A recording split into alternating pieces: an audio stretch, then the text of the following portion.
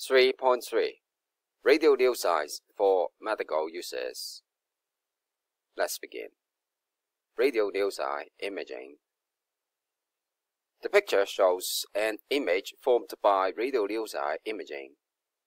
The source of radiation is internal for radionuclide imaging, where a gamma emitter is first introduced into the patient's body.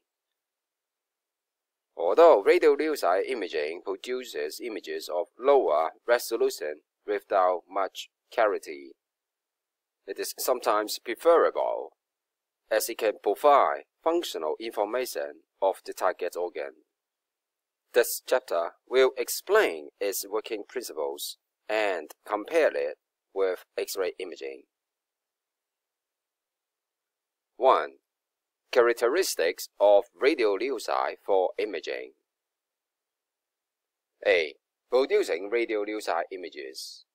A radioactive substance is introduced into the patient's body, usually by direct injection into the bloodstream or by inhalation of vaporized agent. The substance is carefully chosen so that the target organ may accumulate that substance. A radiation detector, such as a photographic film, may then detect the radiation and form an image of the organ. This image, even though poor in quality, it can provide functional information of the organ, and the radionuclide acts as tracers to trace the absorption of the substance by the target organ. So, an organ-specific scan is then produced, in which there is only the target organ, but not any other tissues that have similar attenuation to X-ray. Radionuclide imaging is different from ultrasound scanning, X-ray imaging, and CT scanning in the following ways. 1. Radiation source. The radiation of radionuclide imaging comes inside the patient's body, usually introduced into the body beforehand.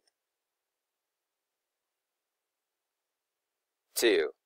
Providing functional information of organs. The radioactive substance that is introduced into the patient's body usually is accumulated by the target organs. If it turns out that the organ malfunctions, the substance would not be accumulated, and that already gives clues that the target organ does not function. In addition,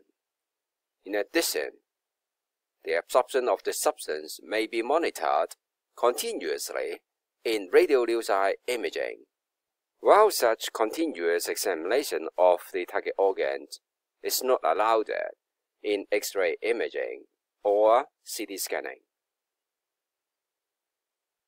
B. Choosing radionuclides for medical imaging. As mentioned, the radioactive substance must be one that will be taken up by the target organ. Suitable radionuclides must also bring little damage to the body and provide good image quality. In addition, it should also emit gamma radiation only, as alpha and beta radiation have higher ionizing power, which may damage body cells easily. And their much lower penetrating power means they cannot emerge from the body, but to be absorbed. The emitted gamma radiation should also have suitable energy, not so high to be safe, but also not so low to ensure it can be detected. A radionuclide with short half-life but high activity may ensure the radiation can be detected while reducing the time of exposure to potentially dangerous radiation. Non-toxic and no pharmacological effect may reduce chances of complication. Some radionuclides may form substances with different chemicals, so that they can be used for different target organs, and form radioactive traces for imaging. the daughter nuclei after their gamma decay should be radioactively stable.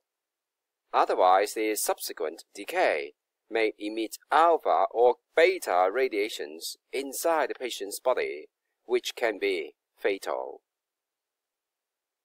Lastly, it should be easily available and inexpensive. All in all, technetium-99m is one of the most common used radionuclide for medical imaging purposes, and it has all the above-mentioned desirable features. It emits only gamma radiation with a half-life of 6 days, which is short to minimize radiation exposure to patient, and it decays to technetium-99, which is very stable and is excreted in urine. 2. Half-lives of radionuclides in medical imaging. After a radionuclide is introduced in a patient's body, its activity decreases due to its radioactive decay, and also that it's gradually removed from the patient's body by normal biological processes. A. Physical half-life. The physical half-life of a radionuclide refers to the half-life due to its radioactive decay. It is exactly the half-life we used to talk about in Book 5. B. Biological half-life. This is a new concept, as the radionuclide is gradually removed from the patient's body by normal metabolic processes and excretion, such as urination. The amount of radionuclides retained in the patient's body falls to half due to normal biological processes after a biological half-life. C. Effective half-life. The effective half-life is the combined half-life due to the above two processes.